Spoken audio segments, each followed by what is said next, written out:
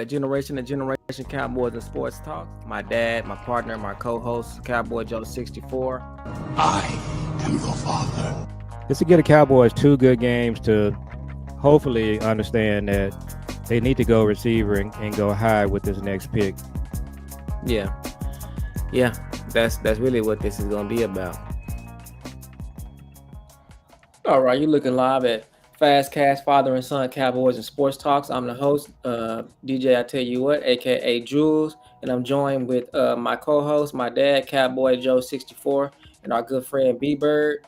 And today is our Sunday Fun Day, and so we're gonna just give you all a few nuggets that we've been thinking about, and all of the Cowboys news this week, and there's a lot of things going on, and it's getting real interesting around Cowboys Nation. So, y'all want to say what's up to the people and let you jump it off?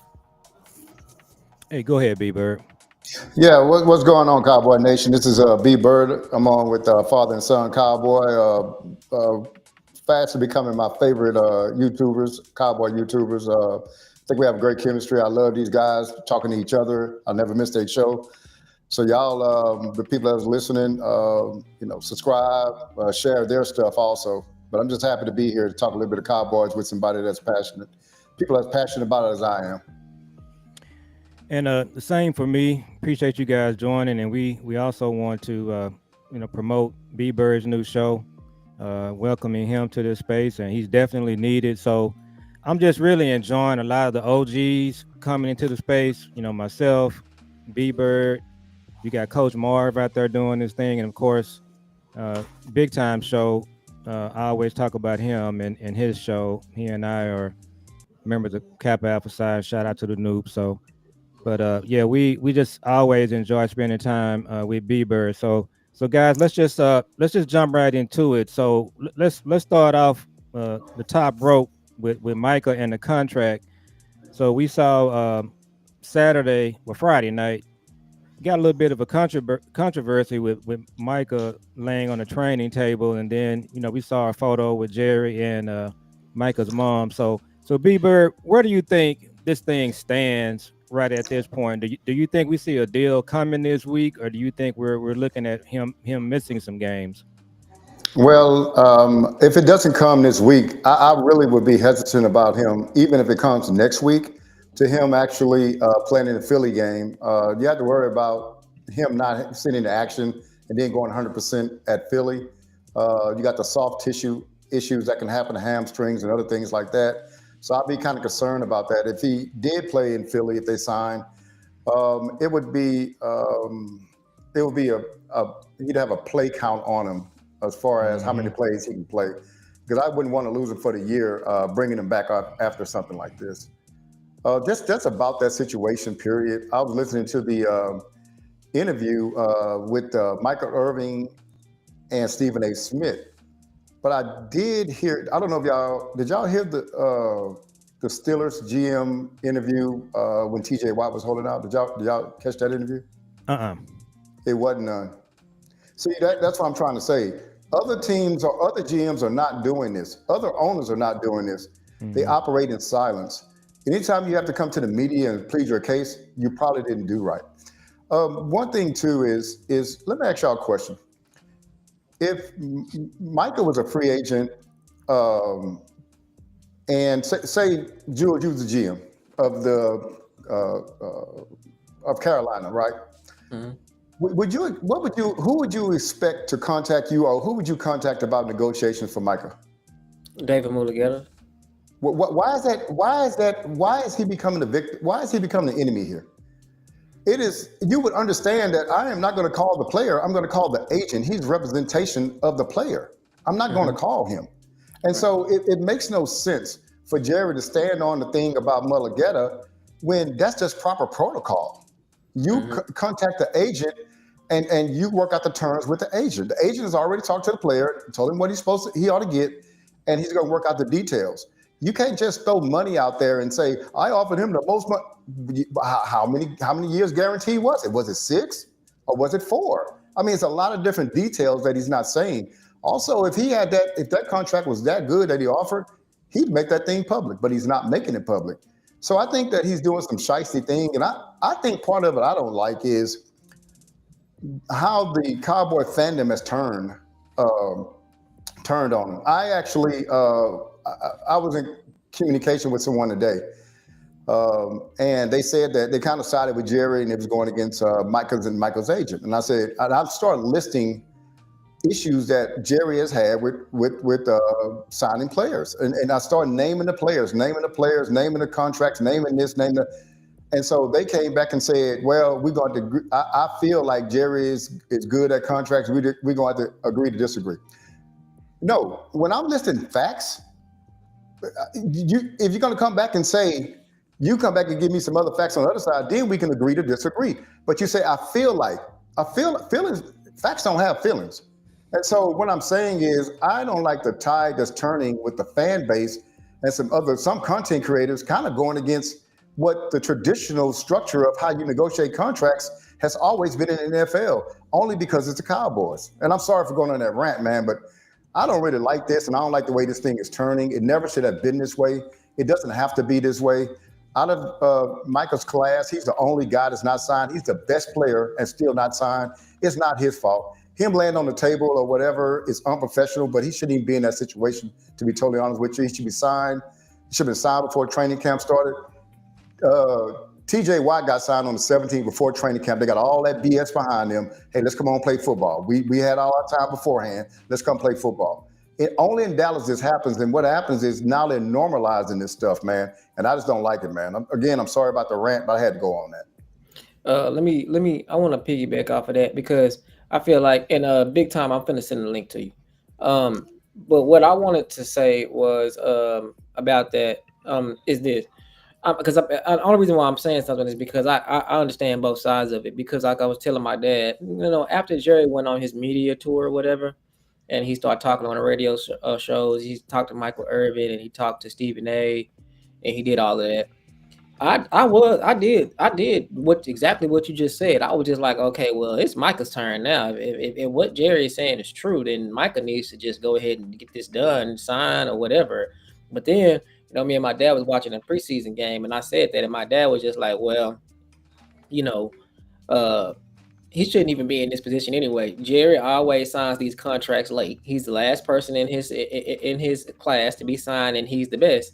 So what's the deal? I mean, so Jerry is doing this. He's playing makeup.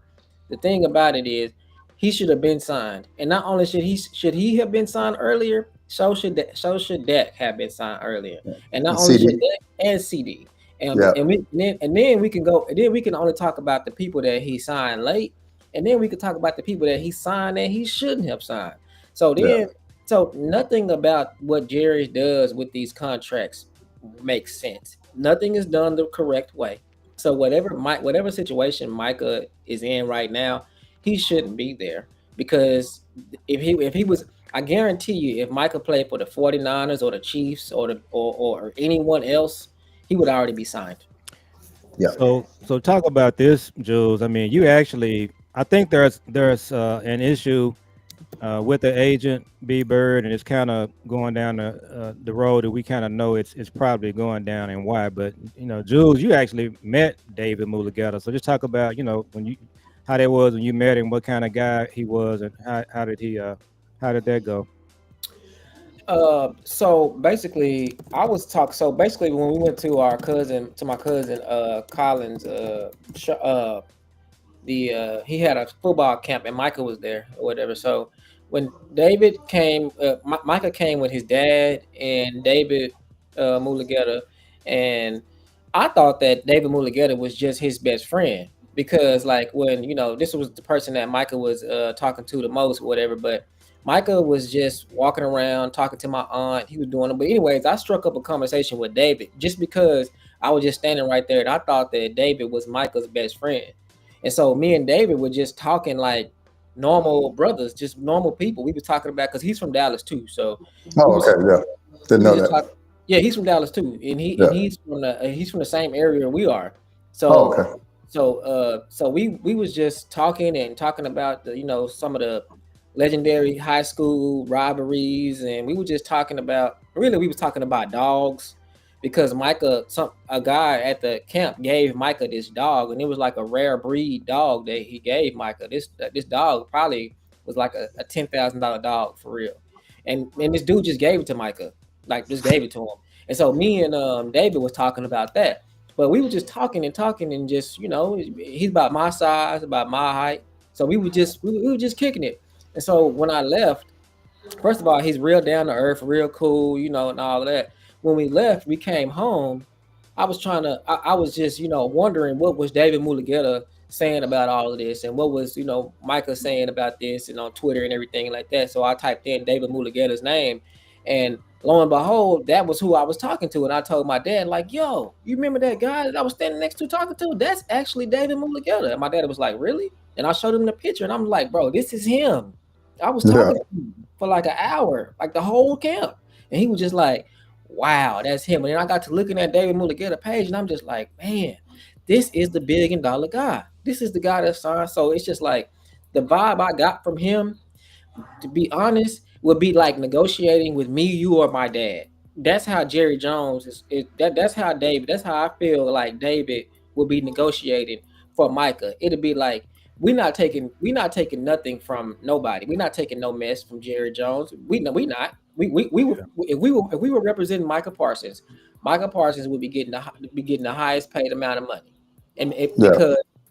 because that's who we are. We would not be easy bargainers. We would not drop. So that's who he dealing with. He dealing with a young guy like myself, a young brother that ain't really. He's very, very, very smart. He went to one of the best schools in the United States. He graduated from Texas. He graduated from UT. Yeah. So and he has 2 degrees. He has a business degree from UT, and then he also has another degree. He has a master's or somewhere else, but he went to law school as well. So So with that being said, the other thing that's really unfortunate is the interview that Jerry did with Michael Irvin, B.Bird. He made this comment that David told him to shove the contract up his what. Well, we found out that he didn't really say that. I knew he didn't say it from Jump Street. Yeah, and so that's the part that I'm really kind of like uncomfortable with, as far as like. And so, like I said, I think I said on our last show that we did, they tried to do this with Rich Paul in the NBA. He was negotiating contracts, and one of the things they brought up was he didn't have a degree. So they try to do that with some of the brothers, but no, this thing, the way it's being handled, it's not being done with a lot of class, and so that's the part that I'm disappointed in with Jerry B.Bird. What your thoughts on that? Yeah, so I would definitely agree with you. And again, I just speak my mind. Did you see this? Because it's not been done with class, and and Jerry don't mind going low class on certain people. Mm-hmm. So do you remember Frederick being negotiated through the media and being thrown under the bus? No. Do you remember Martin being thrown under the bus? No, absolutely not. How about Romo? Oh, definitely not. Romo was part of the family. LVE. Oh no. Sean Lee. No, sir. See, I put that out there because what it is, man, is that he take liberties on these black players, because I think that sometimes, man, people already in their mind think that, hey, they don't deserve the money anyway, right?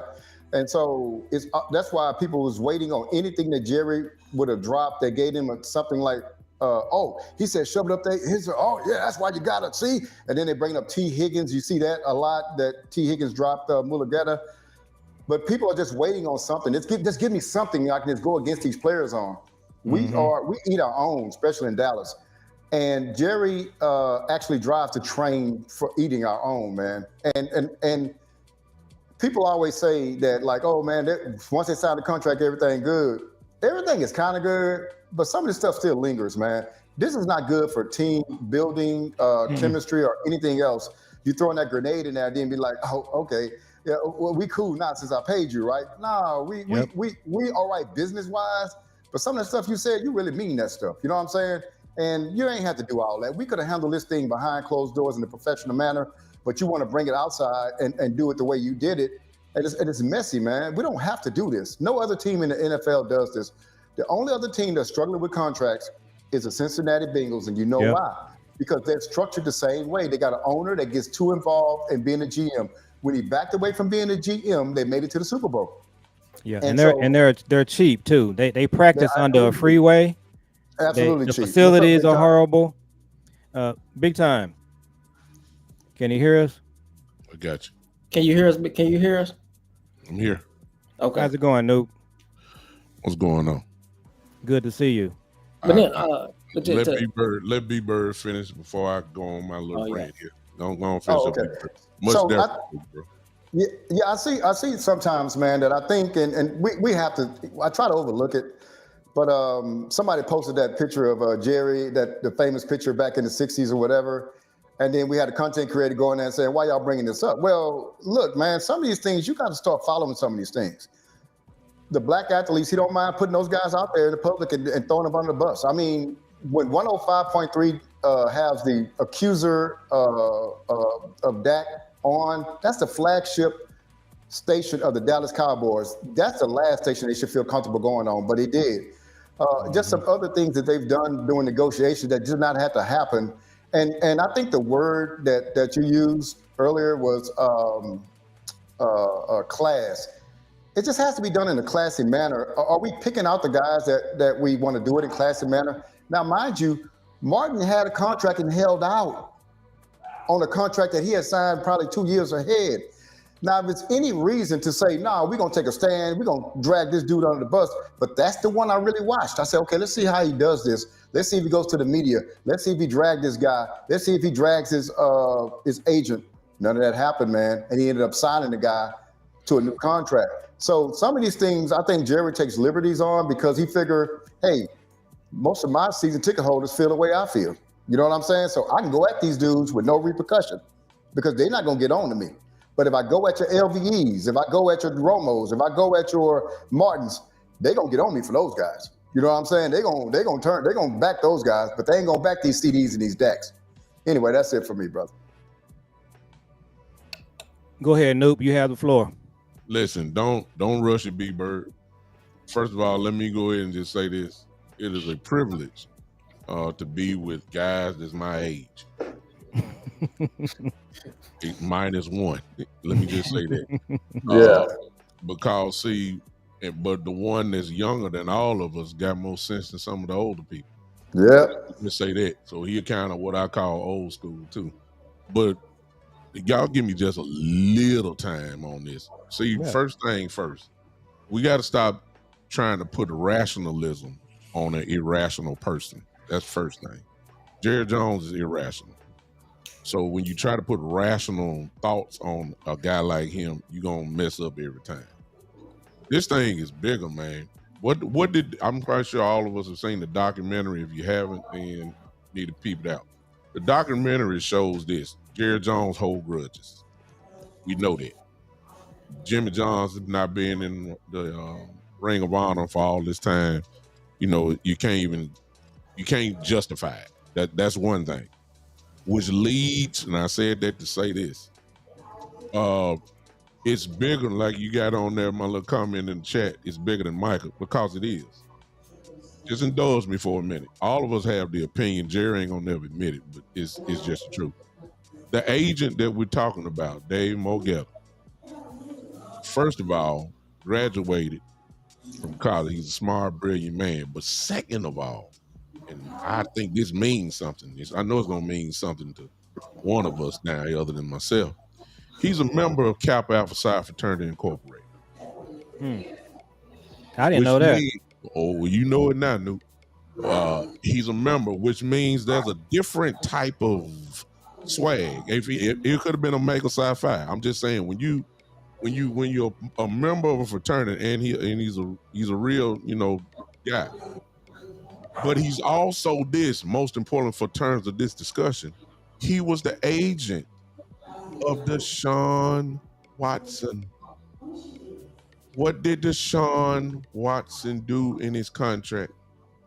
The Cleveland Browns got suckered into the craziest contract of all time with a guy who reset the mark. And here's the most important thing. All of his money was guaranteed. It was this agent that did that. What happened after that?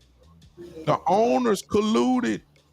They tried their best to try to go ahead and try to get this thing down. The quarterback market is going crazy. They can't shut down the quarterback money. Okay, that's over and done with. Everybody know you got to pay for that. But what does T.J. Watt, Myles Garrett, Trey Hendrickson, and Michael Parsons gonna have in common? All of them at one point in time, whichever one signs between Michael and Trey Hendrickson, both of them will have this distinct tag. They will be the highest paid non-quarterback in league history. Michael Parsons, this is the agent that all the owners are mad at. Jerry Jones knows that he got to talk to an agent. This ain't nothing new. He know he got to talk to an agent. But it's this agent that he cannot let bully him or take some type of stance. And since Jerry is the quote unquote most well-recognized owner in the league, he has to take a stand against this bully in because this agent is going to have to deal with a whole bunch of other teams. And so the owners are leaning on Jerry to say, hey man, you got to do something. You got to stand up. You can't, we don't care if it's Michael Parsons. And Michael Parsons represents one of the only guys that he has that are on this level that you can say, okay, Michael is going to be the highest paid non-quarterback in the league. We're talking 42, 43, $44 million a year. That's quarterback money. That's close to it. And if Jerry don't get control of this, then the next guy, and that next guy is going to be Trey Hendrickson, and whoever come out behind him, at least in this part, won't be a cornerback, but a pass rusher that's got some numbers and some real stuff behind his name. It's going to happen. And Jerry is taking a position. He done talked to every other owner. Why all of a sudden I ain't picking up the phone now? Because you're trying to send a statement not only to Micah, because he know Micah is taking direction from him. He's going ahead and trying to send a message to this dude. Why don't you pick up the phone? That was an actual question. I believe it was the Q that works for Dallas. What's his name? Clayton Hill, whatever his name is. I forgot his name. Clarence Hill. Clarence Hill asked him, he said, what's holding you up from calling? Jerry was just about to answer with some type of, Jerry Jones-like answer. He was saying, well, there's something. He sighed. He go, and then he answered, nothing. Did y'all see that? He said nothing. I mean, if it's nothing that's holding you back, why you ain't make the call? Because you don't want this dude to think he got any type of leverage over you, because you are the one that got this crazy contract with Watson up, and now you're going to be the one that's going to give the quote-unquote non-highest paid quarterback in league history. And every owner is upset with this particular agent, because it is because of him that all this quarterback money done went completely crazy. And you don't think Jerry Jones is not trying to set, he gonna lose at the end. But if you don't think Jerry Jones ain't trying to send a message, and he's petty, and Jerry is old and he's stubborn, and he kept Jimmy Johnson out for 30 years, my God, of the Ring of Honor when everybody knew he was supposed to go in. You don't think that he won't let Michael Parsons play this year out? Franchise him twice. Need I remind you and some of your viewers, ain't that what he did to Dak Prescott? Yep. So if you did the quarterback, the biggest position on the football field, the pass rusher ain't nobody then. Why not? That's all I got to say. It's bigger than just Michael. It's really at that agent, our fraternity brother. I'm gonna say this at him. before you go, B.Bird. Let me say this. Okay. Real quick. I'm gonna be quick. This is the perfect storm for Jerry Jones and the Cowboys. It's just like Big Tom just said. It's a perfect storm. You got all of this pressure from the other agents, and to me, Jerry is more concerned about the business of the NFL than he is about winning for the Cowboys. Because if he was about winning for the Cowboys, this deal would have been done way before the Patrick Surtain got his deal or any of those guys got their deal in his class. So the fact that he's already last to get this deal, that just lets you know that Jerry's not trying to win and make this thing right. And then second of all, what I was going to say is Jerry also has to know that the next two best players on his team also have this guy. So you got Tyler Smith has this guy, and he finna get big bucks. And then and then you also have George Pickens. He has this guy, and they know he finna have a dynamic season. So how Jerry acts with this agent on this contract right here sets a precedent for the rest of these negotiations, because the rest of the league and the other league owners probably did tell Jerry, like, look, bro, this guy right here, you need to get active with this guy. He don't need to, you need to put up a stand with him. And it's just Jerry not concerned about winning like that to me. So Jerry was just like, oh no, I got it. I got this. We're gonna drag this thing out. I got this. And if you want to play for 25 million this year, go right ahead. It ain't gonna make me no difference. But see, that's what it all boils down to. And like Jerry had the nerve to mention the pie again on Stephen A. show. How Micah got to take this amount, because it's like, Jerry, we all know that that's not true. So it's just like, what you have ulterior motives and it's being exposed. Well, go ahead, B-Bird. Well, I wanted to say that big time. I never thought about that aspect. Good, actual walking us through the thought process, because it makes sense. And I just want to add even more to what you said, because Jerry, being the owner and the GM, is the best person to make this stand for them, right? Exactly. Because he don't have to worry about losing his job. So that owner GM never works well for us as fans, but on a business model to push back, he ain't got to worry about losing his job. So he can go hard at him and say, hey, I'm just gonna go hard at this agent. Yeah. And so I think that you're right on that. And another thing too is that I think if you look at the history of franchise quarterbacks, Dak has been franchised twice. And I think we had the what's the name that played for Washington, went to Minnesota, ended up getting the guaranteed money, the quarterback. Sam. Who? Sam Darnold. Kirk Cousins. No. Oh, Kirk Cousins. Kirk Cousins. Kirk Cousins got franchised once. So out of the history of the franchise tag, quarterbacks have only been franchised 3 times, and Dak was franchised twice. Now, I'll just say this, and I'll let somebody else talk. The issue with the franchise tag is why people don't use it, because it counts dollar for dollar against the salary cap. And that's never advantageous until building a roster. You want to build a roster and keep the salary as low as you can, up the salary cap dollars as low as you can, to be able to add on to the roster. So, but it's not beyond him to do that. But if he does it, he really could be tanking himself, signing free agents such as Tyler Smith, Bland, or whoever, if you start franchising, because a lot of that money that Mike is going to have in the franchise is going to cost straight against the cap. That's it for me for that.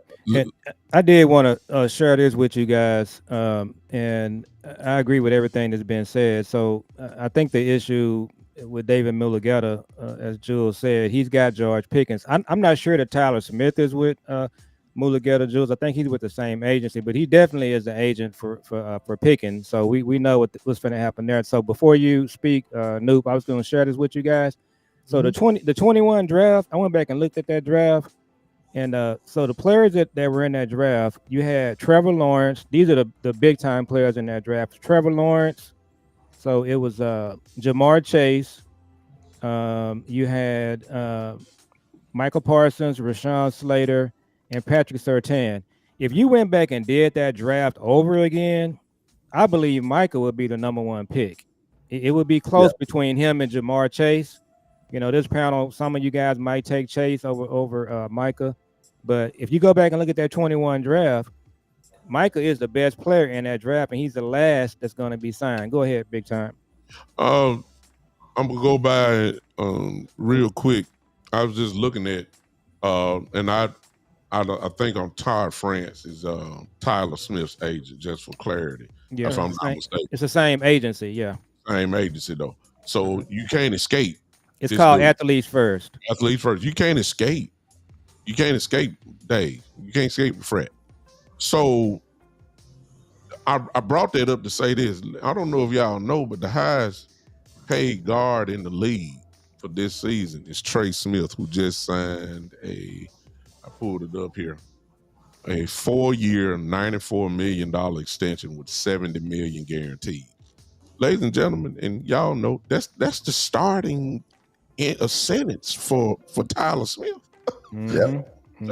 Trey Smith ain't been the damn Pro Bowl.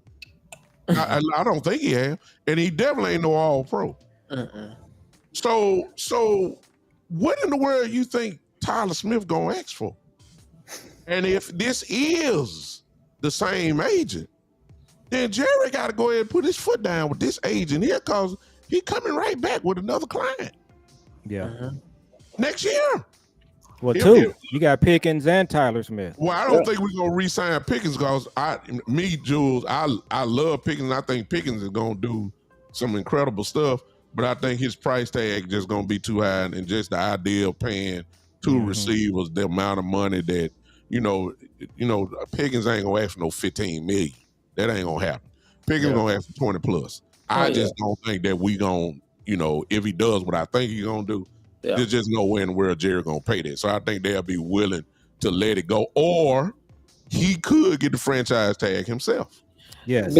Let's not rule that out.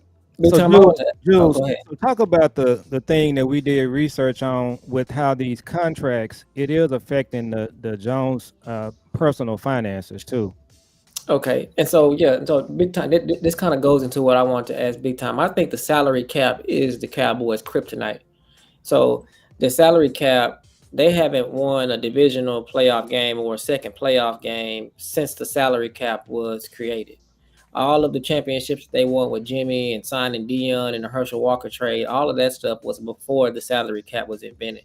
So since the salary cap has been in effect, they have not won a second playoff game. So they clearly don't know how to do the salary cap at all.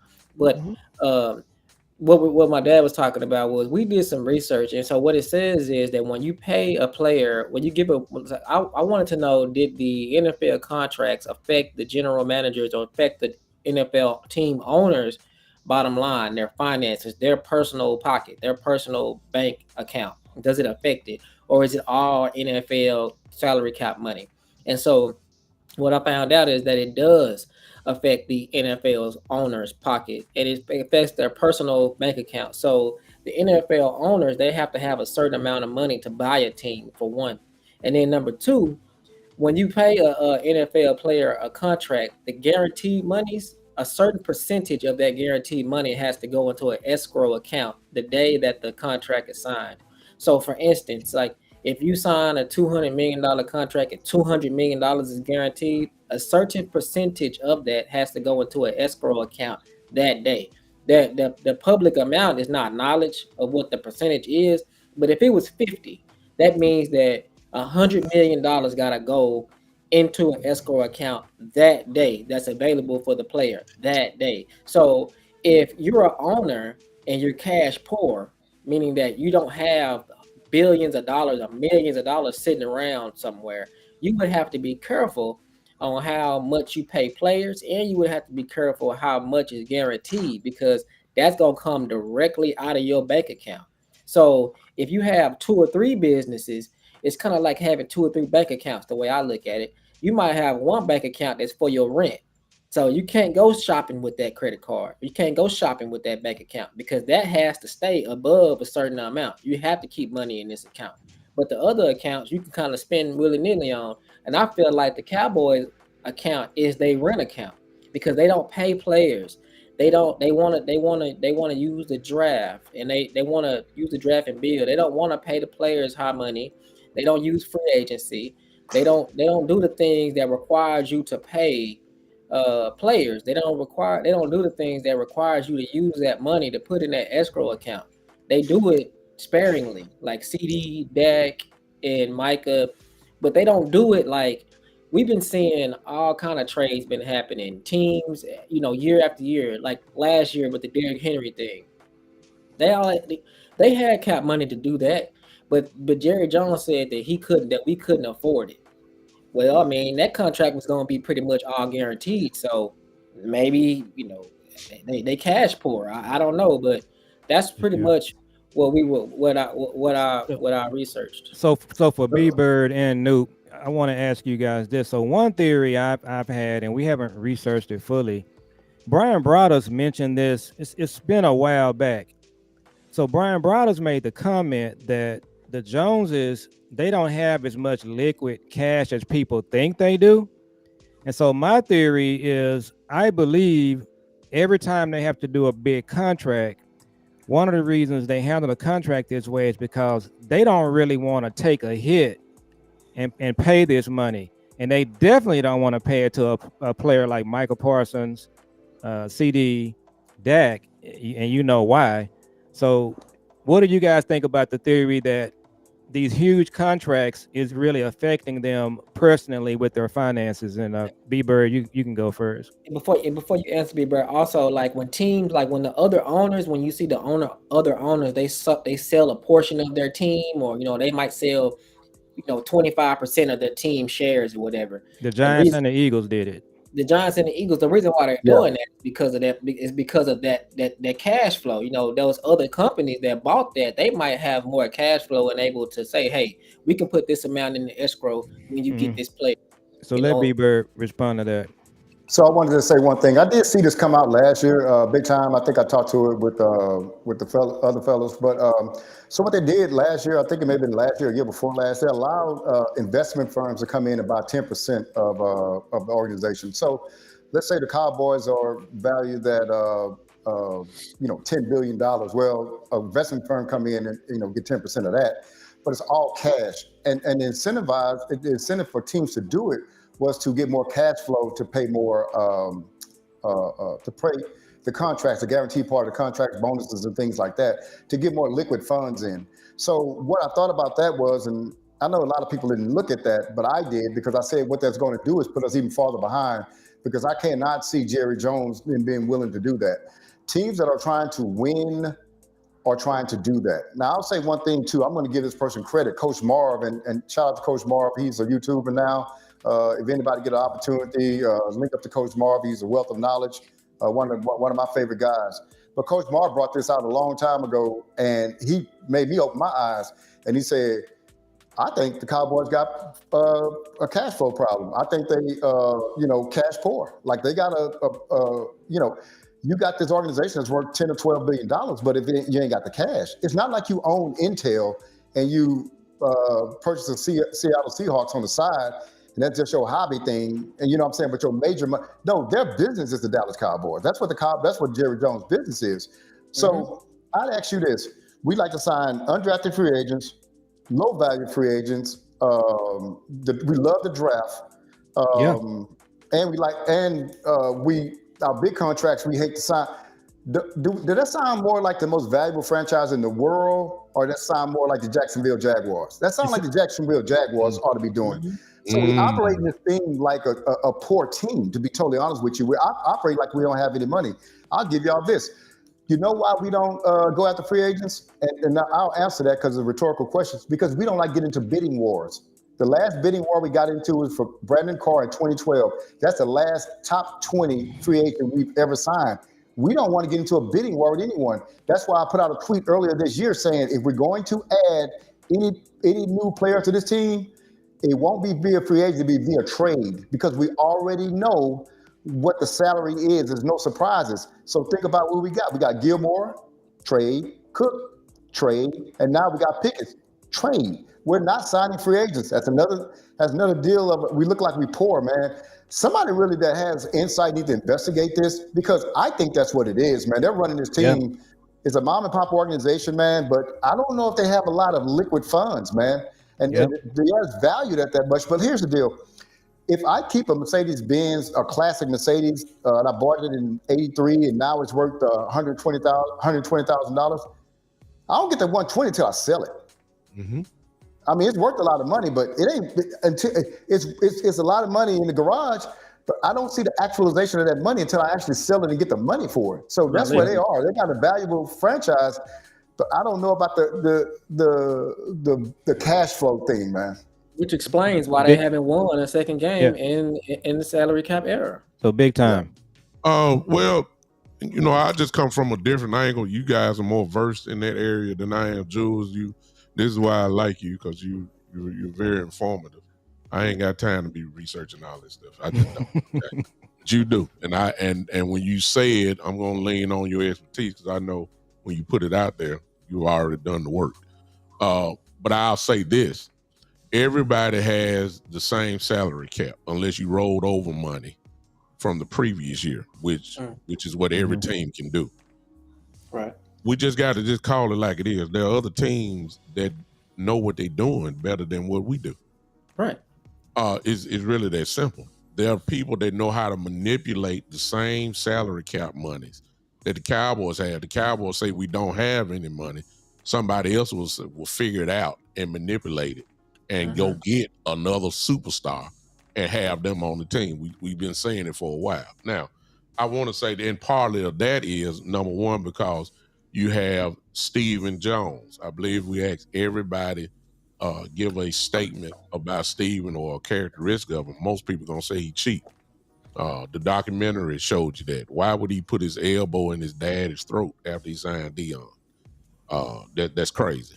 You know, to act by itself. He's very cheap. Where did this lingo? See, it's not Jerry. Jerry would go get a Charles Haley. I know the salary cap different then. He'll go get a Dion.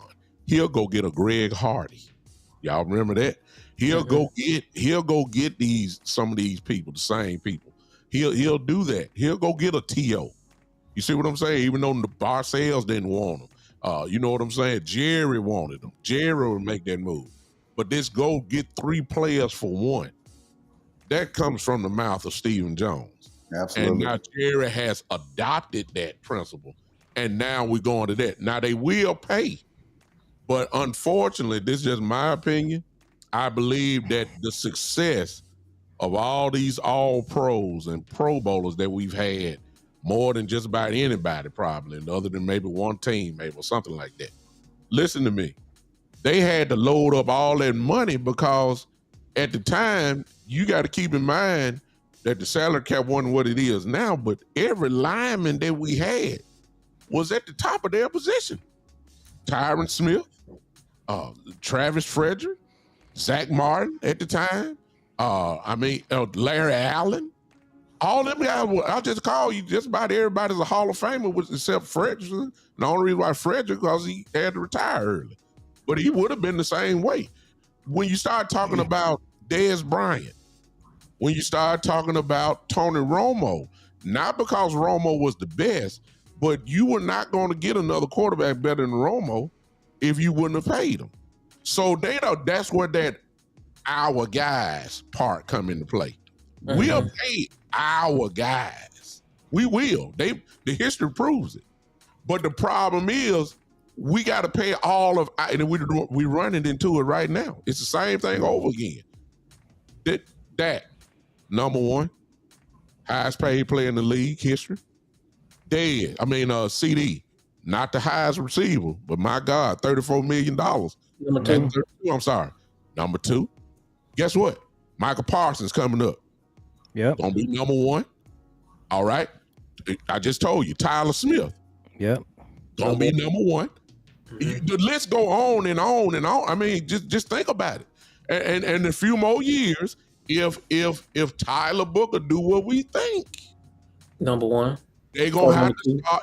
It's the same thing. And so the Cowboys, unfortunately, they already are looking 2-3 years down the road and saying, look, we're gonna have to pay this guy.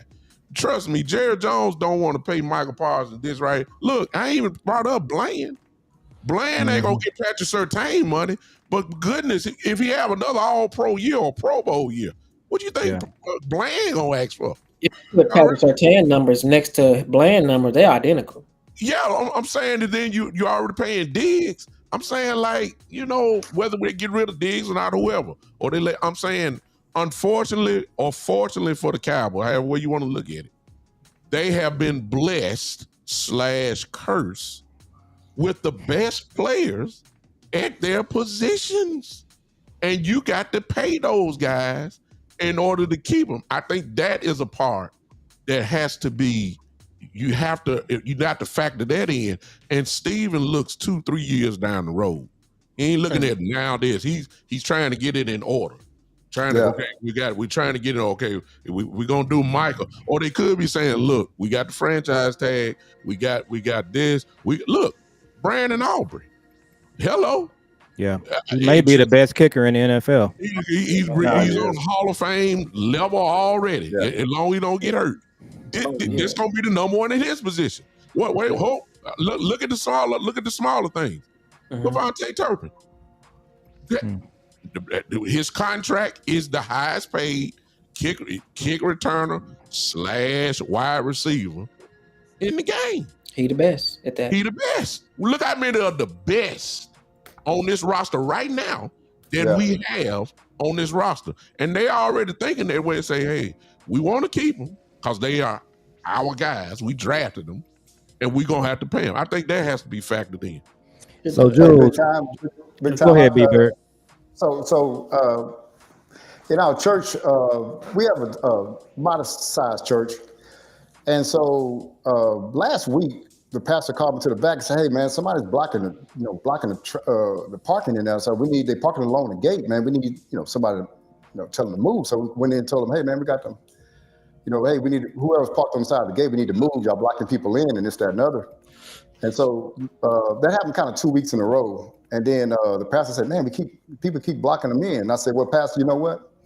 That's a good thing because sometimes we had so many parking spots that were empty, people could park anywhere. It's a good thing that they're doing that." So what I'm saying is that's a good problem to have. And so whenever you drafting guys, number 1, number 2, and they become the best at their position, that's a good problem to have. That's nothing negative to look at. And it's a cost of doing business, man. Some of this stuff is just what the cost of doing business is. I'd rather have me draft guys that end up being 1 or 2 in their positions than me draft guys first and then they're out the league in 3 or 4 years or whatever. So I just wanted to just add that point. So Jules, before you do that, just talk about recognize the people that's in the chat, and then we need to talk about the people that's listening to make sure they like each show, Big Time Show, B-Bird Show, our show, get the likes up or whatever the case may be. So just talk about that real quick. Shout out to you, Marcus. Shout out to Swain. Shout out to everybody that's been in the chat. JVB Boy. I know Marcus and JVB Boy subscribe to everybody's channel. Y'all make sure y'all subscribe to all 3 of the channels here, and make sure y'all like, comment, and subscribe, and get the likes up and get the comments up. We got a nice size crowd in here. Every time we do one of these, we get the biggest crowd that we've ever had. This is bigger than last times. So B-Bird got his hand up. I got one little thing to say to Big Time. Yo.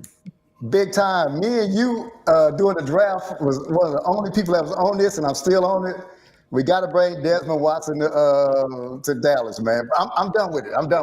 Man, look, please don't start me on that. Is he a one tech? Doc, look, you ain't gonna like it, but he 460.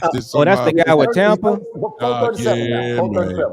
I was talking about that last week. I told you that's who they need to go get. Then I remember I said they need to go get that big boy. He about 600 pounds. I don't know. I've never seen quicker feet on a man that size in my life.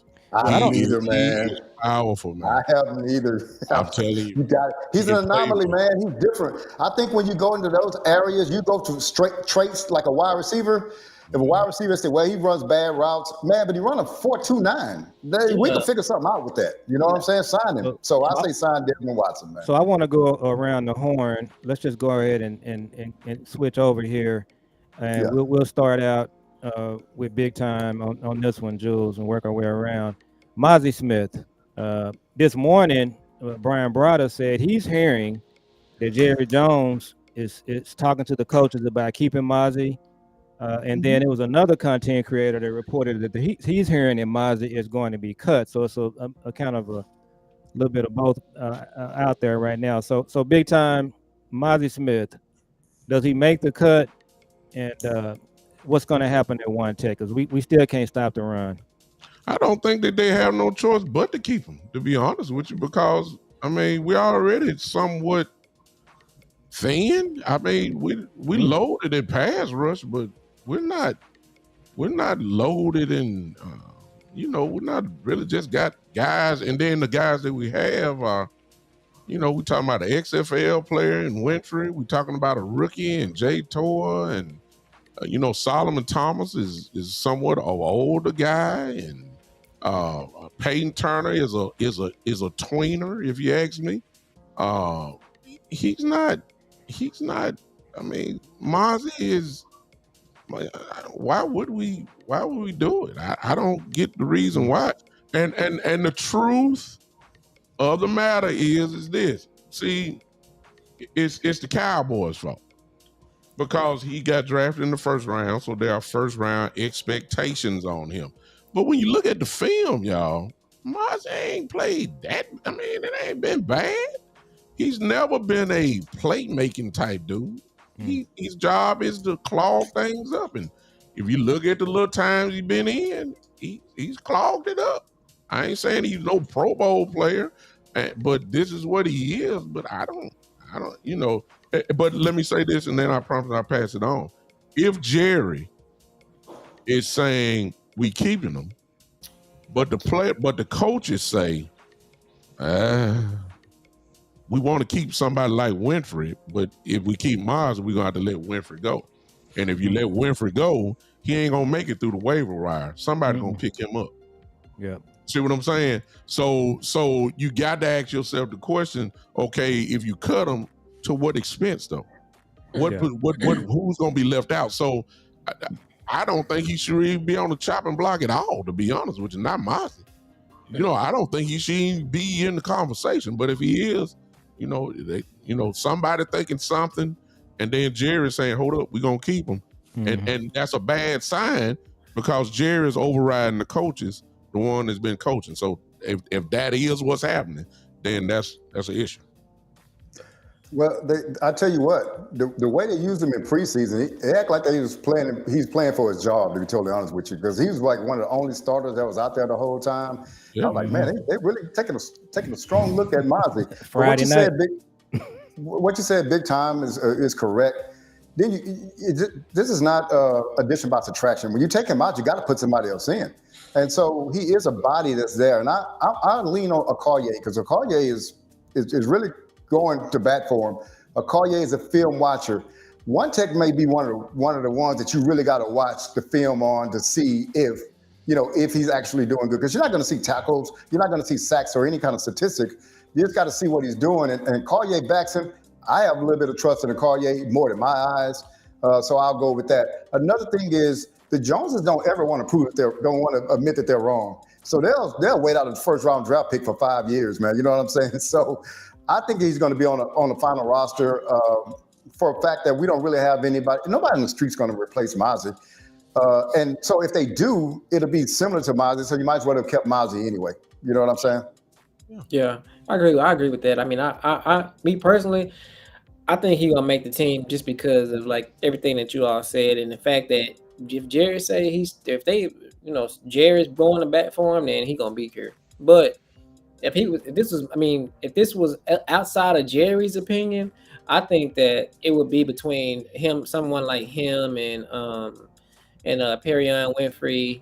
And the other guy, what's the other guy that was just making all kind of noise? And is it James? What's the other guy's name that was making all kind of noise?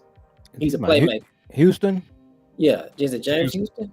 He's a linebacker though. Yeah, he's a I thought he was a defensive end.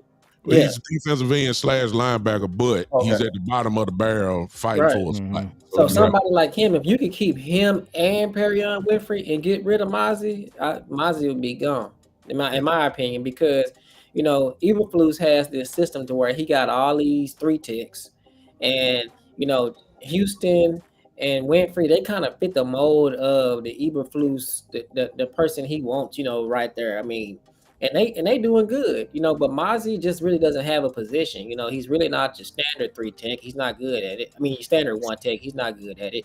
And then the 3 tech, he really don't do that. He's not Osa, so it's kind of like I mean, but also, like you said, I mean, if you remove him, you got to replace him with somebody. So that's another thing I've been texting my dad and my uncle about all day. I've been seeing DT after DT after DT get traded for 7th-round picks and 6th-round picks Yesterday and today. all throughout They're the not wait. They're NFL. not waiting on. They're not waiting on the Been waiting on the on the waiver cut. wire. They're identifying people they want to get, and they're going to get them, man, because it's going to be And hard they, on the waiver wire. And this is they really cutting people. And they and, cutting people to make room for that person they just traded. Absolutely. Yeah. Yeah. and then it makes me mad because it's just like that's the one thing that we should be doing. We should be doing that, and then we're not. But I also wanted to say this before I lose my train of thought.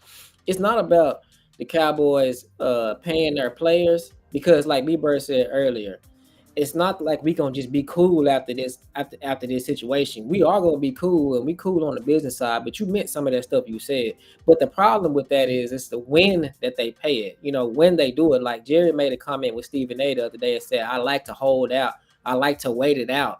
And it's just like, well, Jerry, waiting it out doesn't hurt. It doesn't help anyone. It hurts the team when you do that. So I mean, like what you're saying is that you're gonna wait it out.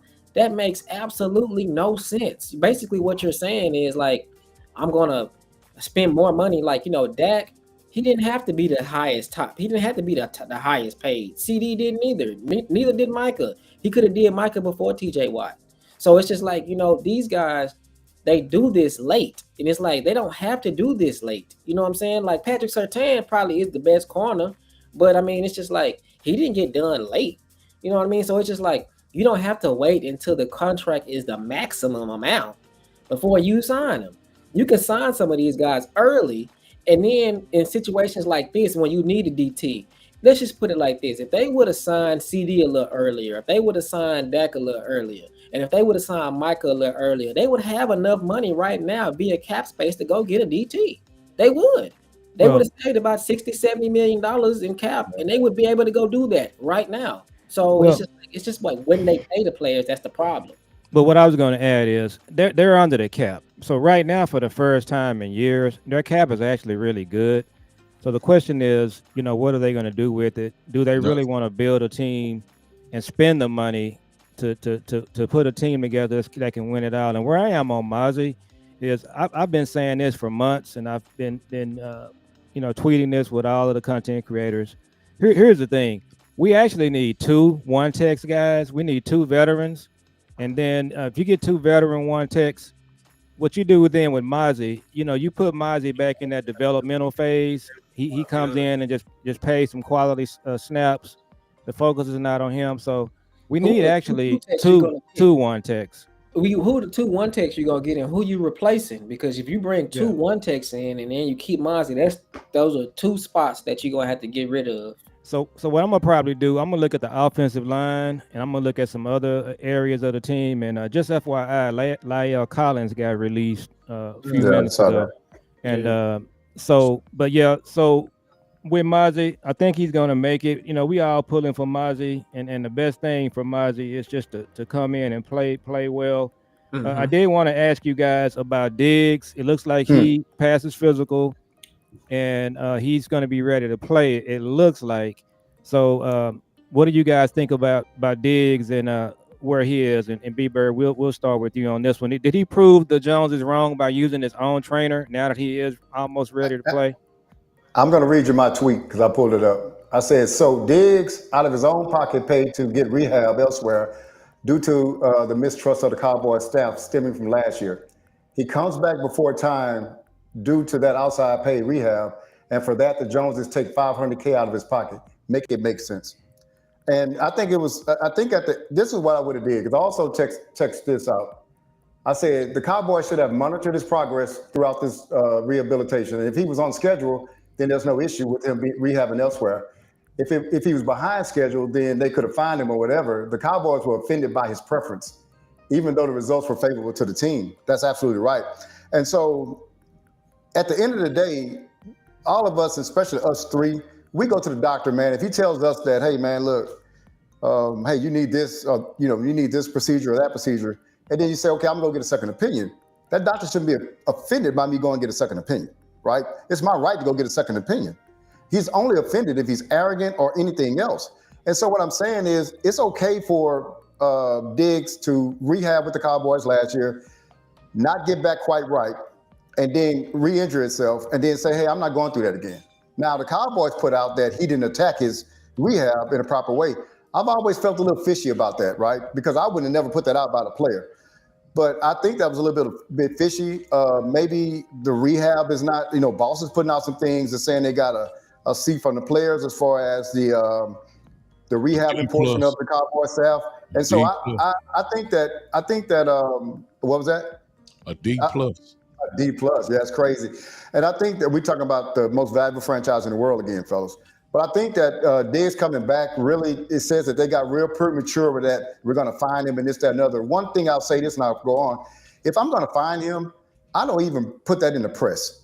Because if it's not about trying to show what I'm going to do to people, it's just like, man, no, this was your contract. You didn't do it. So we're going to fine you. Just tell your agent. We don't need to know. It's not a fine. He just didn't get the bonus. But it's still $500,000 that he's not getting. But for him to come back ahead of schedule and they still get fined, to me, that's kind of, they're real premature on that. Again, not to try to go against B.Bird at all, but when you listen to B.Bird, see, it's hard for rational people to think outside irrationally because we're not built like that. But in order to understand what's going on, you got to think irrationally. You charged him that amount of money because you were petty. That's the bottom line. That's it. See, it's not hard to figure out. He didn't do what you wanted him to do, and there's a whole bunch of players that got second opinions and they're doctors and all that. No, you didn't want him in Florida, in Vegas, and wherever. You wanted him in Dallas. To what Boss Cowboys put out, and I'm gonna read it to you, and then I'll give you a little perspective. This is what Boss Cowboy put out on his Twitter, and this is not him. He borrowed this from, I don't know where he bought it from. It's the Dallas Cowboys training staff received a D plus grade, a D plus, y'all, in the 2024 NFL PA team report cards, with only 62% of players feeling they receive enough one-on-one treatment and rating their contribution to success low. Players felt the training staff lacked sufficient resources and one-on-one treatment, placing the Cowboys 30th in the league in this area. Now, when you hear that and they rank 30th, ladies and gentlemen, everybody here on the panel, that means Diggs had remember, he had a knee injury, the ACL, and he came back too early. Yeah. He was in the locker room with Brett Brown and them, the training staff. What happened when he came back? He wasn't right. And he got hurt again, this time to have a microfracture surgery. A surgery that I've had. Is totally different than the ACL. It's crazy. It's unbelievable. And to hear him saying that he's back ready to go now, look, I don't know what they did. Whoever this second doctor is, whoever he is, they need to hire him. Some NFL staff need to hire this dude because Diggs, I don't think he's going to be ready for Philly. But for him not to be on the PUP list, man, that's big. He's be back a little bit way earlier than what most people thought. But if you got a D plus, I ain't say a B plus, I said a D plus. The next grade lower is a F. Let me ask y'all this simple question. I told you it's irrational thinking. Why would I want to come to you? Yeah. Would you go to a D plus doctor? I'm going to a D plus staff. Yeah. Why am I putting my body? This is the only way I get to get paid. Why am I putting it there? So look, I came to y'all, and then I got hurt some more. Why would this is not hard? Why would I come back to y'all? So to answer your question, Newt, listen, we'll see when he comes back if he's the same. But for him to even be not put on the PUP list, that is incredible. Considering that he came back, I don't think the ACL was right. And then you pop that off with the microfracture surgery, and now you come back from all that, and now you ready to play. Hey, kudos to him. I'm glad he's back. He makes our team better. No question. I'd rather have him on the field than Andrew Booth. I'll leave him alone. But check this out. we talked about this earlier about the cash flow. The thing is, they got the D plus grade because they don't have enough staff. They don't have enough staff. Why? Because they don't want to pay what That's right, normal man. teams pay. So it keeps coming. We keep coming back to the same thing. When these guys got to spend money, they don't want to spend the money, even for their, their staff, their training staff, their rehab staff. And by the way, I have another theory that we're gonna talk about in another show, gentlemen. I have a theory. They hired Eberflus because Chicago is paying part of his salary.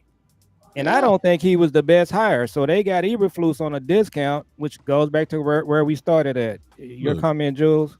No, well, before Jules go, I'm sorry, but Lou and our brother Lou is in the building. Y'all see What's up, Lou? What's up, Lou? Listen, I'm gonna take it words. If you got a D, I don't even want you treating my allergies. I forget a high ankle sprain. I don't even want you treating my allergies. I'm serious. Go ahead, Jules. Hey, we wouldn't even go to a D plus restaurant. That's what I'm trying to tell you. No, I want y'all to. We need to ask Jared. Hey, you got a new building you about to put together. Would you go to a D plus architecture? Would you go to a D plus? Would you do that? No, he would not. If you were going to purchase a building, would you talk to the owner of the building or would you talk to the real estate agent? Who would you talk to? So my thing about the Trayvon thing is just like Trayvon. I got two things that I think about Trayvon. He gets a bonus for every game that he plays. You know what I'm saying? So it's like 52,000 a game, and then it equals to $1 million at the end of the year. So, and then I also think that Trayvon thinks that his 85% is better than everybody else's 100%. So I feel like Trayvon gonna come out there, and he'll be somewhere between 85 to 100% ready to go, and he gonna play like it. I feel like he gonna play like it, So I feel like he ready to go. When Dak got his hamstring injury, the Cowboys doctors told him that he needed season-ending surgery. Dak went and had 2 more assessments done. He went to 2 outside agencies to get the second opinion and the third opinion, and then after that, Dak chose who did the surgery between the Cowboys doctors and the other doctors that they all came together and they all decided who would do the surgery. So that just goes to show you that they being petty. They choosing who to do this with, and they choosing who to make this a big deal with. Why do we even know about that? Why do we even know about that? It's because they just want to be petty with Trayvon. They want to be. And it's got, it's certain players that they gonna be petty with, and it's certain players that they not gonna be petty with. They ain't gonna be petty with Dak. Well, it's bottom line, Jules. It's bottom line. Yeah. You didn't do what I told you to do. Right. That's it. You did not come to Dallas. You did what you wanted to do, even though we know you was working, because we called and checked. That's what Brian Schottenheimer said. We know we're keeping in touch with his people, and they say he's working. So he working, but we can't see you. Well, shoot, if you didn't want to see him, fly y'all tail down there. Send somebody down there to go look. And then I didn't like this either. And then I didn't like how Stephen Jones and Jerry was just like, oh, we had a conversation about this, and he knew he was going to get fined, and he still made that decision. Yeah. And in that same day that he said that, Trayvon was out on the practice field, and Trayvon was like, nah, I had no idea I was finna get fined, so I didn't even know about that. And we was like, well, Stephen and Jerry said that you did, and y'all had this conversation, and that you chose to do it anyway. And Trayvon was like, nah, I didn't know nothing about that. I was shocked. Yeah. So let B.Bird go. We're going to do one other topic and we're going to close out. Go ahead, B.Bird. One of the things, man, this is a little retrospect. I remember when Jerry was talking to the opening press conference, he was talking about Parsons missing 6 games, which he missed 4, and Dak missing games, him paying the contract and them missing games. I think that lends a little bit to, let me give you a little bit of me. Whenever I make a decision, a big decision, I make it with the facts I have at the time, right? So if I make the decision with the facts I have, I feel confident going forward no matter what happens, even if it doesn't pan out right? And so when you're making a decision as a GM, you make it with all the information you have at the time. Now, somebody might get hurt, but I'm not going to go back in 2020 hindsight and say we shouldn't have did something like that. So I think that but that's what happened when you work with emotions, right? I gave this example the other day, and I'm not going to be long-winded about this. I used to gamble a long time ago. And so I used to play blackjack, but I was bad at it, right? Because I used to go off hunches and feels and all this other kind of stuff. If any of y'all know how to play blackjack, y'all get what I'm saying. So I was at the job one day, and this engineer came to me. He started talking about gambling. I said, "Oh yeah, man, I go, but I don't do too well on blackjack." And he said, "Well, do you have a card?" And I was like, "Well, what card are you talking about?" He said, "Well, they got a card that tells you when to hit and when to, when to hit or when to stay." I was like, "Oh man," I said, "That's like a cheat card. I mean, you can bring that in." He said, "No, you can sit and put it right on the table." And so the last time I ever gambled, I went to the casino and I played off that card. What I did is, when that card told me to take a hit, I took a hit. When it told me to stay, I stayed. I won. But it wasn't a thing that got me winning. The thing it was is that I didn't second guess my decisions because I knew I made the right decision every time. But the card's going to fall the way the cards are going to fall, and you're going to lose even if you make the right decision. So I don't like them. They don't have enough conviction to say, or they're too attached emotionally to the money, to whereas another GM would handle it like I'm at the blackjack table with a card and they're just making decisions without emotions. That's how it has to be. The Cowboys are too involved emotionally with their contract, with their decisions, and I think it affects a whole bunch of things, man. And I've always been on the road as the reason that owner GM model, it just doesn't work because the owner is being the GM and he's in his feelings and he the one that has the purse. And that's why we have this thing with Micah out there in the public. That's why it was the Dak. That's why it was the Zeke who. All these things were emotional things, man. We don't talk enough about his emotion. That's why we went and got Trey Lance. It was because of Dak Prescott negotiations wasn't going good. He wanted to bring in Trey Lance, showcase him, and then get some leverage. It just didn't work out. But all those things were emotional decisions, man. And Jerry's just a little bit, and I don't think Steven is, but he's just cheap. Jerry's just emotional, man.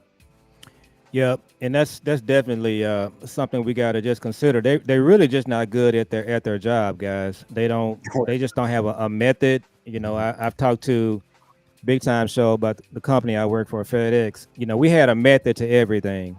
It was ran like the military. You had to be precise. You had to look at trends, and if something wasn't working, you had to immediately fix it. It wasn't allowed to go on for months, and definitely didn't go on for 30 years.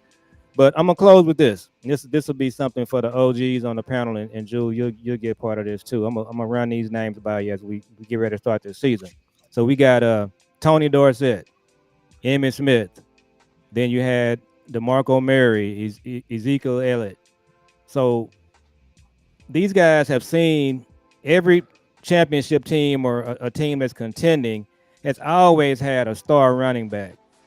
So the call is coming from inside the house. So how did they go an entire offseason in 2 or 3 drafts and not take a running back in the first 2 or 3 rounds?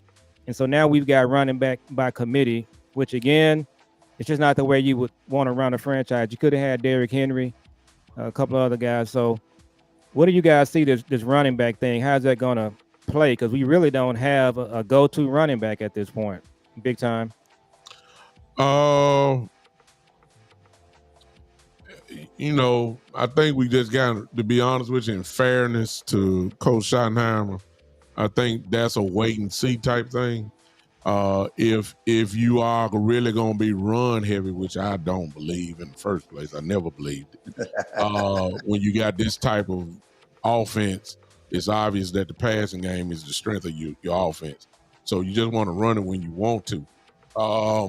You got a history of injured guys that are here. You're talking about Sanders and Williams. They're injured prone type guys. So they leave you Blue and a Lemke, and I don't know if they're gonna keep somebody else. There are a lot of people think about Deuce. I don't think Deuce gonna make it. But regardless, you need a committee because you got a bunch of hurt guys. Mm-hmm. That's the way I look at it. Should they have done it before? They had the opportunity to do it in the draft this year. They chose not to. I think it was a blessing to get Blue in the 5th round. That was, for him to be there, that's a pretty good bargain. But we could have, got a Caleb Johnson that's in Pittsburgh now. We could have got they chose to go Booker, which I totally approve of at when they at 12. So I'm not gonna argue with that part at all. But the running back position is kind of like the DT position. We never valued it other than, when we got Zeke. And then after that, when Zeke started going down, we were blessed to get Pollard. But I got something better than that. At some point, y'all, let's just be truthful. Y'all don't have to agree with me, but we just let 1,000-yard rusher go on a bad team last year. That was Rico. Yeah. Rico on this team, we would have been somewhat satisfied. Probably your best running back at this point. You would have been Rico would have been okay with us right now, and they didn't give me the rest of the backups. But we didn't. We decided to let them go, and now we do this committee thing. Look, this thing this year, to be honest with you, is gonna be about the triplets. It's gonna be about Dak and Pickens and Lamb. And you throw in Ferguson, you throw in Turpin, you throw in whoever. That it's gonna be about the pass. And I don't think it's gonna be all about that running like he trying to preach. He ain't gonna have no choice. But that's what happens. The pass to set up the run is what we're gonna see. B-Bird, what you think about the running back situation? So we don't sign free agents because we felt like the front office felt like they got burnt with Brandon Carr. We don't value running backs because they feel like Zeke got them on that deal. Okay, so they have PTSD that lasts for too doggone long, to be honest with you. Again, it's a feelings thing, right? They their emotions behind that. But I thought last season, I talked to Law in the last offseason, not last offseason, but one before 2024 season. And I told him not only would I have gotten Henry, now this is before, I would have got DeAndre Swift on the backside. I am a contrarian. When the whole league is setting up the pass, now I'm going to run the ball. Because guess what? Your linemen are set up to get after the quarterback. They're light. Your linebackers are set up to cover running backs and tight ends. And your safeties are built to cover. So now it's time to run. Well, what's the most inexpensive thing on the field? The running back. So I would tell you this. Henry is more valuable than CD Lamb. If you really look at it. Look at how many times you can get a ball to Henry a game versus how many times CD Lamb get together. Can you set the tone with a wide receiver or a running back? I'll be back in a minute. And he was only $8 million last year, man. We got to start looking at these things, man. This is what you can't even get barely get a number 3 wide receiver for $8 million.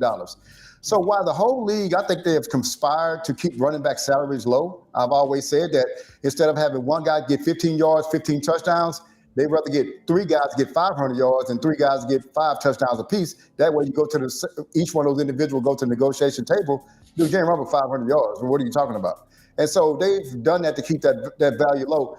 But if you look outside the box and say, man, running back is still valuable. I think 2024 showed that because with Saquon, with Henry, and really the linchpin for turning Philadelphia around was Saquon Barkley and the threat of Saquon Barkley and all the things that he did. That was it, man. And so going back to us, I think we do have to. We've never won without a lead back, man. I'm talking about one of the dudes that we can get about through 20-something times. They're gonna get us 115 yards. We've never won big without that. Also, too, man, I'm going with big time. I don't know how we gonna do this thing because we set up to run, pass, but we say we're gonna run, but we look like we're gonna pass more than what we're gonna run, man. So I don't know what we're gonna do here. Hopefully somebody emerges and say, nah, man, this guy here has been at game 3. We're going to get this guy the ball 20 times, and everybody else going to get the crumbs because he's performing. Hopefully that's blue. You know what I'm saying? So we just got to, it's a wait and see thing. We hadn't seen the real offense kind of roll out yet. So we just got to wait and see what happens, man. That's my take on it. So this is my take on it. So I feel like, and then we'll wrap after this. We've been on for about an hour and 20, but we're going to wrap after this. I know. That's it, so my thing is this. I agree with both of you guys. I agree with big time. But I'm gonna say this. I do have a little bit more faith in Blue and Maffa and Lukey. I do have a little bit more faith in those 3 guys. I got faith in Blue. I got faith in Maffa, and I got faith in Lukey. Now I'll say this also. We've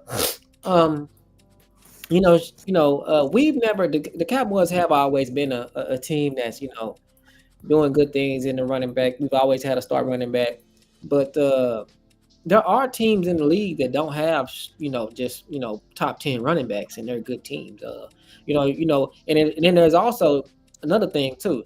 There's also teams that their scheme is what gets their running backs going. It's just like the 49ers and the Rams, and you know what I'm saying. It's just like no matter who their running back is, their running backs do good because of the scheme and the misdirection, and they just do good no matter who the running back is. So we have to wait and see if we can have some of that going on. And then also, when I look at like Cincinnati, Joe Burrow can't run. You know what I'm saying? And we don't even know who their running back is. But Jamar Chase and T. Higgins, they Chase will put Brown. they will put up 40 points a game on you, and they won't run the ball at all. So it's just like, it's a happy medium in there. Of course, you want a dynamic running back, but I think that Blue running a 4-2 or 4-3, I don't care if this guy touches the ball on first and 10 and he gets 3 yards and falls down. If on 2nd and 4 he taking 40 yards to the house or 50 yards to the house or a 60-yard gain here and there, then I mean, hey, it is what it is. So um, I feel like the running back's gonna be okay. Yeah. I don't feel like it's gonna be that big of a deal, and I'm more concerned about defensive tackle than anything. I'm more concerned about stopping the run than I am us being able to run. So Yeah. So let's go ahead and wrap, Jules. We don't keep these guys on for long. So shout out to Dwayne Brown. He says he retired from FedEx. So shout out to you. Orange Mound. Congratulations on a great career. So big time. What is Orange Mound? Is that a neighborhood? Yes, it is right here in the hard part here in Memphis, South Memphis, close to South Memphis. Well, it just depends on y'all. Orange Mound, legendary, Melrose High School, et cetera, et cetera. You got to be from Memphis to know what I'm talking about. Shout out to you. Shout out to you, Dwayne. Yeah, and I would spend a lot of time in Memphis, but a lot of time in Collierville as well over the years. And so shout out to all of the FedEx family out there.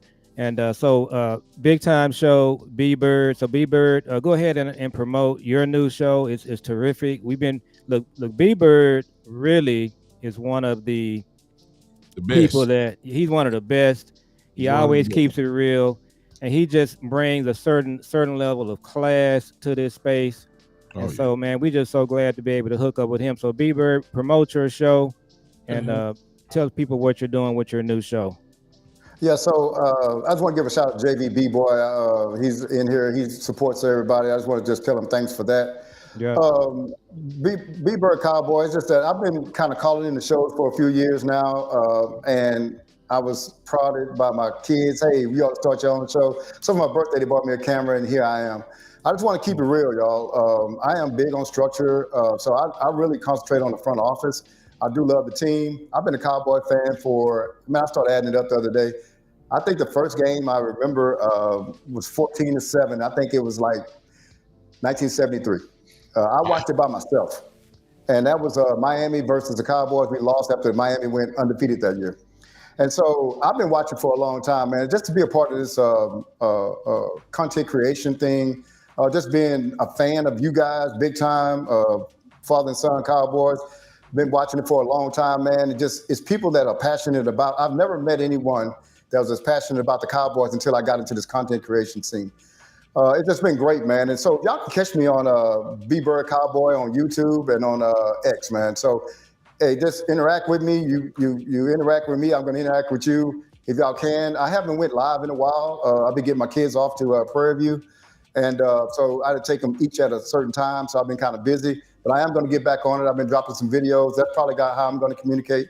I will start going live later on. But hey, y'all just support me. I'm just going to keep it real, y'all. I'm not in this for bucks. If that comes, that comes. But I'm just in it for the passionate Cowboy fans. And we're trying to get 6, y'all. So that's what I'm in it for. That's it for me, bro. And big time, talk about your show. Well known. You've been around for a while and just doing terrific things and somebody that we certainly admire. You were one of the first people I listened to in the content space, and then found out that we're fraternity brothers, which took it to another level. So go ahead and talk about your show. First of all, listen, really, I'm taking this totally different. I respect all of y'all. First of all, B-Bird was one of the people that were respected just from the chat group. I mean, you got to be up at all these chats going on, but when B-Bird said something, you locked in on it. He's been on my show, of course. Been with all the other brothers and stuff. So he was already, his name was already out there, and was so glad. He's one of the ones, along with Coach Marr, that we've always said these two guys here need to do a show, because you can tell by the content of what they're saying in the chat that they were great. And it just made perfect sense. So I, for one, am super hyped that B-Bird is in the building now.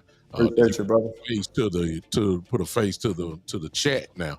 And what you're gonna hear is somebody that's well versed in what he's doing. As far as Jules and my frat there goes, listen, I was just so happen to be, popping, and then here I, and I see you guys after y'all came, kind of came my way. Listen, man, the numbers or subscriptions don't dictate the quality. And what I'm listening to when I hear somebody like Jules, who's super passionate but highly informed, research, et cetera, numbers guy, and then you got Pop here, and he is kind of like B-Bird and myself. We just buy some of the most relaxed content creators that you're gonna find because we old. You understand me? We ain't finna have no blood pressure problems on it because we know the Cowboys. We tech Shram boys. You understand? We Absolutely. We were Cowboy fans before Jerry Jones got here. Exactly. Jules, that's it. That's where we come from. That's right. Group back there. We with Jerry Jones is kind of like a comedy show for us. We even though Jerry won, we know his type. And when I say that, I'm talking something completely other than football. I'm sorry to you young viewers, but we know stuff because we lived it. I'm telling you a different way.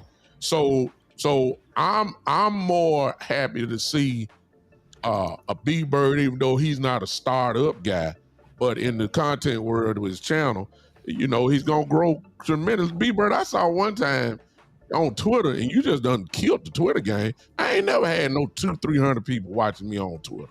Yeah, I didn't know it either. I don't know how you did it, but I ain't never had that. And I've been in it a while, but I'm just saying it's stuff like this that I'm talking about. Jules, the father and son content. I mean, it's just a blessing to have father and son just doing anything together. That by itself, that's enough to applaud right there. But let me carry this thing and up the ante. See, I'm a pastor, as most of you know. I'm an assistant pastor, and things are not by coincidence. Now, I want everybody to look at this screen, and I put my channels on here, and I see most of y'all that came, and I see some of y'all in here. Ladies and gentlemen, whether you know it or not, and to B-Bird and to Jules and Nuke, we done fill up on the show here. I just want to put it out there. I don't know if you want to call it the OG Cowboys, whatever the old men. What I don't give. Put men with gray beards like mine. I don't care what you do. I'm just saying there is a space, and I will show you the numbers from at least from my group. My group is not like Lou over here. Lou takes, I think he's still in here. Boss, Kenny, Landlord, all my brothers. But I don't get the 25 to 34 group. My group is mostly a group from 40 plus. Yeah. Is that a coincidence? Probably, yeah. It's not a coincidence. It's just that I'm older. And older people like to hear other people talk and just drop it like it's hot and say what's real and ain't got to be all that type of stuff. I think that this right here, and I'm just putting it out there, Jules, you the man. But what you got right here could be something real interesting. I'll just say it like that, and I'm done. If you want to follow me, everybody should know by now the Big Time Show. Just go on YouTube, the Big Time Show. Find this big old face, and you'll be on the right show. Facebook, I'm there. Twitter, same thing. The Big Time Show. Facebook, the Big Time Show. Like and subscribe. Hey, the season is here. All the talking is over with. Let's roll. Yeah. So Jules, I'm kind of say a couple things about you, then I'll let you close us out. So one of the things that I'm really impressed with these two guys here. So, fathers, and we throw the moms in there too, and then I have a daughter. So anytime you have parents that are involved with their kids, you shouldn't take it for granted. It means a lot. So, B-Bird was talking about dropping his kids off at PV. we know what Big Time is doing with his son, who's playing football. He's a AAU basketball. So when you got the parents involved with the kids, it's a wonderful thing. You should never take it for granted. So my son, this content thing was something that I said I would never get involved with. I wasn't interested in being on camera, none of that. And I'm a behind the scenes guy. But we started this channel, and I did it because he wanted to do it. He said he wanted me to do it with him. So, being the dad, you have to do what you do to support the kids in whatever way you do. So want to shout out B-Bird and Big Time for just, the example that they set, being fathers and just knocking it out of the park in that space. So Jules, go ahead and close us out and just talk about what you're doing. It sounds like we got maybe something that we're gonna try to produce here, so we definitely gonna follow up on that. Even if we got to do it once a week. I mean, Yeah. seed. Just let me know, man. I'm there. Yeah, that's definitely we got to do that because I said it last time. We broke a record every time y'all do a show. It breaks the record on our show. Like this show right here broke the record of the one a couple weeks ago, and we ain't never have this many people watching. So we definitely have to do this once a week. We have to make this a staple, and like I like listening to you all a lot. So I do like to give my 2 cents, but most of the time when y'all talking, I just kind of sit back and chill. So I'm okay with doing that. I'm okay with not being on and just watching y'all. I enjoy watching y'all.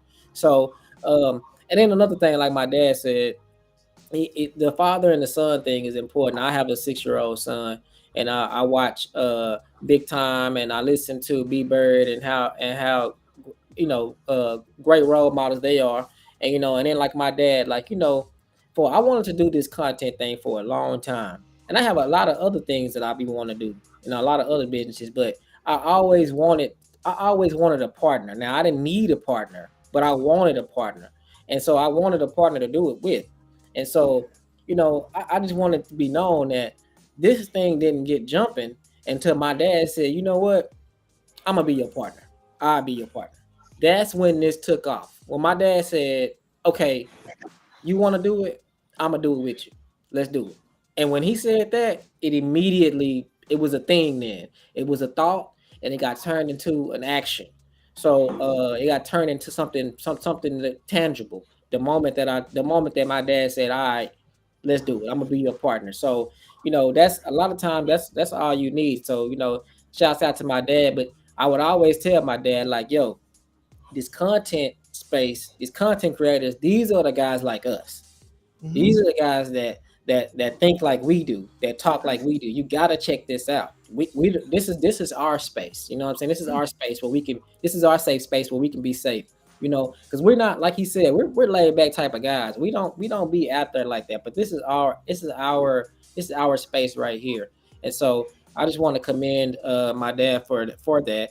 And just like I said, this is a great thing we got going here, and we building it from the ground up, and we building it right. And so. And I did want to tell Big Time Bishop, I want to tell you this: September 4th, my son will need prayer. He when he watching the games, he's like, he needs prayer. That's all I can tell you. He takes it really hard. It ruins his day. It ruins his week. Yeah, I'm past that. We're more mature, so he does need prayer. Well, he needs prayer, and I was once like that as well.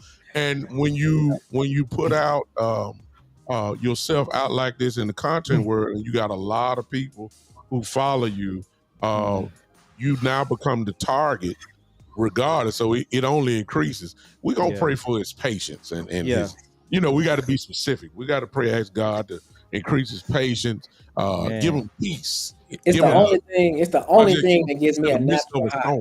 It gives me a natural high. I just have to be, my mind have to be right. I have to be, I have to have my water on this side. I have to have my Coke on this side.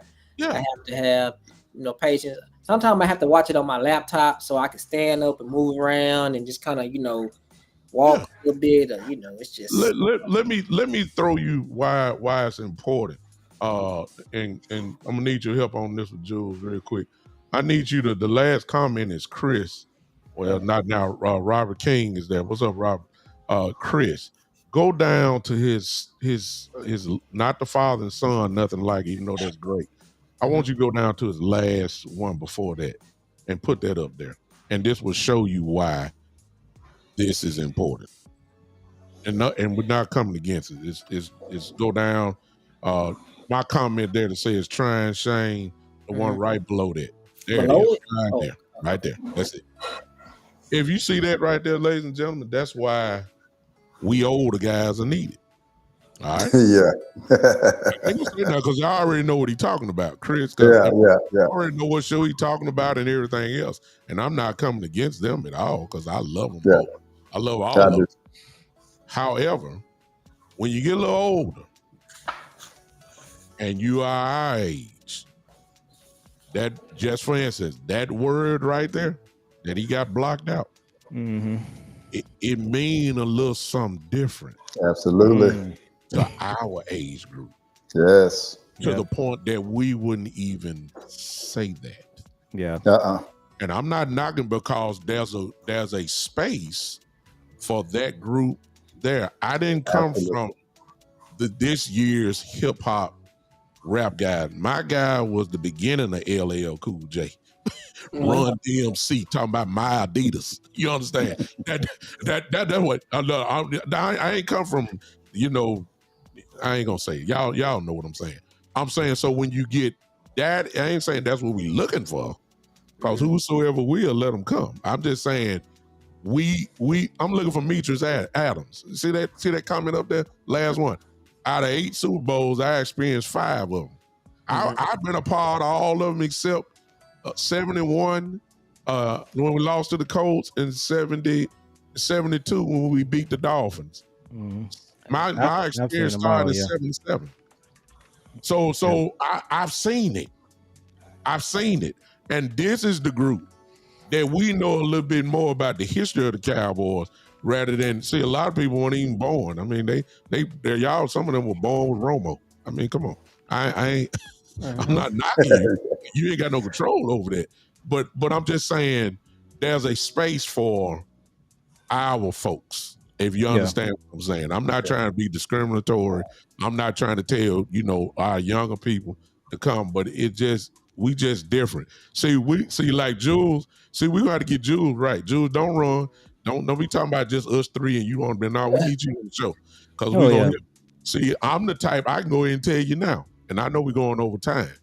But see, I know all of us the type. B.Bird, listen to me. I'm already on Philadelphia, and I'm telling you right now, Jules, when it comes to our defense, and I ain't saying the 53, but I mean, I can guess and tell you who's probably going to make the team. On defense, I don't know how we're going to stop them. That's another show by itself. Now, at the same time, I'm saying our offense going to get them problems. I'm just saying, I'm trying to find a way, like, our DT's kind of undersized going against the number one offensive line in the league with a running back that ran for 2,000 yards. Yeah. And then look, watch this. This is for another show. Eberflus got to go too high safety. Can't go single high, because if you go single high, who gonna hold AJ? He not. He hurt. Exactly. So you got to try to make Jalen Hurts a passer. I'm just saying, I'm already in the matchups. I'm already there. I'm studying. I'm already looking.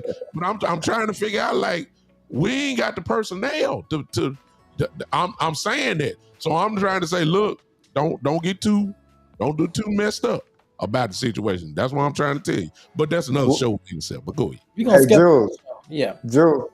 Jules, so I'm a deacon at my church, so I'll pray for you too, man. I just had to put that out there. But man, look. So check this out, man. When the Cowboys make a bad play, I'm more afraid for my 21-year-old. I watch him more because he is so up and down, man. Like this, I be had to calm him down. Like, hold on, man. But what it is, we've been through this, man. We've been through a lot of years of this. So to be honest with you, y'all, we get Look at all these old folks in here, man. Look at all the old folks in this chat. They all chiming in now. I'm gonna tell a story about how thick it is at home. And look, so the Green Bay game, right? This is my mom now. My mom. You know, so Green Bay game. So my son came in the kitchen and my son was just like, "Daddy, what's wrong?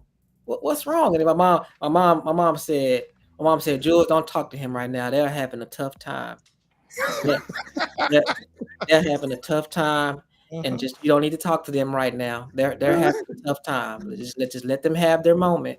And we'll talk to them later, because it was just like my mama be like, you know what? They can never beat Green Bay. They just cannot beat Green Bay. So it's just like, you know, everyone knows what time it is when it comes to us, man. You know. Yeah. So we're gonna schedule that show, y'all, because you know this is must see TV. So we're gonna do this show on preview of the Eagles, and you know we can get off of the contract talk and all that, and we can talk about how we it's football time now. That it's football time. Yeah. So we appreciate everybody for coming through, and man, shout out to everybody. This was one of the best shows, probably the best show we've done so far, man. So make sure you like and subscribe to all of the shows. Please do. Yeah. Make sure you like and subscribe, and we'll see y'all on the next one. All right, appreciate it, guys. Yes, sir.